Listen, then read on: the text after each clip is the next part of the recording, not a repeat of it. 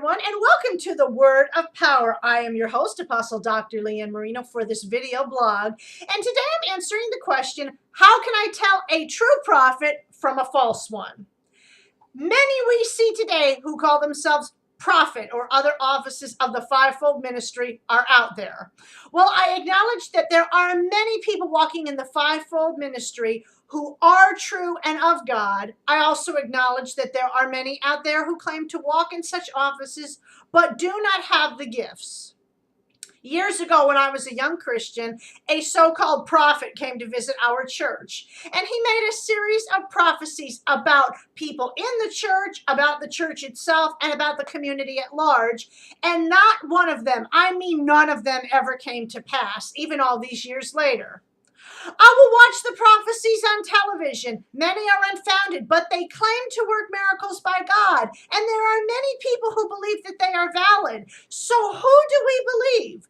We can clearly see, according to God's word, what marks a true prophet and what marks a false one. How do we tell the difference? In Deuteronomy 18:14 through 22, it says, "The nations you will dispossess listen to those who practice sorcery or divination.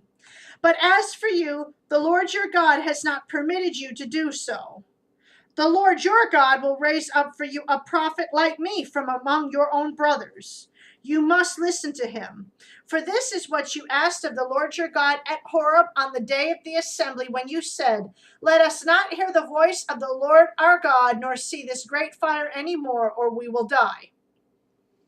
The Lord said to me, 'What they say is good. I will raise up for them a prophet like you from among their brothers. I will put my words in his mouth, and he will tell them everything I command him. If anyone does not listen to my words that the prophet speaks in my name, I myself will call him to account. But a prophet who presumes to speak in my name anything I have not commanded him to say, or a prophet who speaks in the name of other gods, must be put to death. You may say to yourselves, how can we know when a message has not been spoken by the Lord? If what a prophet proclaims in the name of the Lord does not take place or come true, that is a message the Lord has not spoken. That prophet has spoken presumptuously. Do not be afraid of him." Let's look at this passage. Those who speak in the prophetic office are raised up to do so by God, and they speak words from him, not words of vanity spoken to get money or to get famous. We must listen to the prophet whom God sends to us. Those who refuse to listen to God's prophet will have to give an accounting because the word spoken from that prophet is from God. If a prophet is not from God, however, we know that they are not from God because the words they speak do not come true. We do not have to fear not listening to a false prophet because it is not a word from God. Matthew 7:15 through 22 also gives us great words about false prophets. "Watch out for false prophets. They come to you in sheep's clothing, but inwardly they are ferocious wolves. By their fruit you will recognize them. Do people pick grapes from thorn bushes or figs from thistles? Likewise, every good tree bears good fruit, but a bad tree bears bad fruit. A good tree cannot bear bad fruit, and a bad tree cannot bear good fruit. Every tree that does not bear good fruit is cut down and thrown into the fire. Thus by their fruit you will recognize them. Not everyone who says to me, 'Lord, Lord,' will enter the kingdom of heaven, but only he who does the will of my Father who is in heaven. Many will say to me on that day, 'Lord, Lord, did we not prophesy in your name, and in your name drive out demons and perform many miracles?' Then I will tell them plainly, 'I never knew you. Away from me, you evildoers.'" Once again, the passage is telling us we are to beware false prophets who come under the guise of the gospel or act like they're of the gospel of Christ, but inwardly they are not such and do seek to deceive. We recognize true and false prophets likewise by their fruits, the fruits of their ministry, and whether or not they proclaim the true gospel. Good prophets cannot bear bad fruit, nor can a false prophet bear good fruit. Not everyone who has done a miracle or done something great has done so by the power of God. While miracles happen today and can be a witness unto the truth, They are only that witness if one has the truth. Satan knew people would be all wrapped up in signs and wonders and be easily deceived by them. So the ultimate veracity of a prophetic word goes back to the word they proclaim in the end.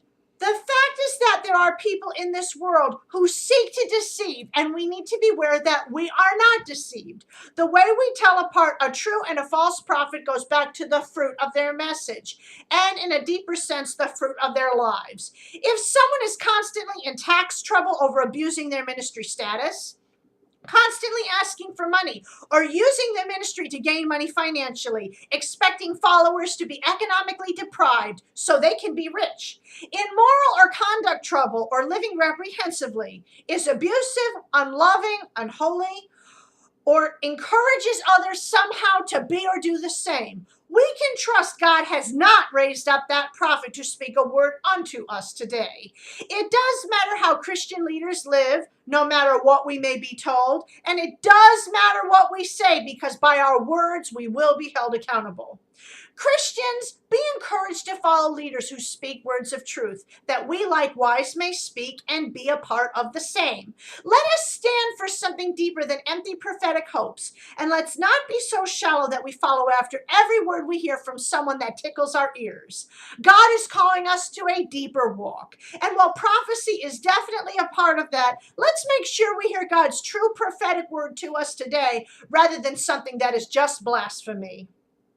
Thank you for watching this commentary today. Do you have a question that you would like to be answered on this program? If so, send me an email at questions@powerfortoday.org. And be sure to visit my website at www.powerfortoday.org. This is Apostle Dr. Leanne saying thank you for watching the program today, and be blessed.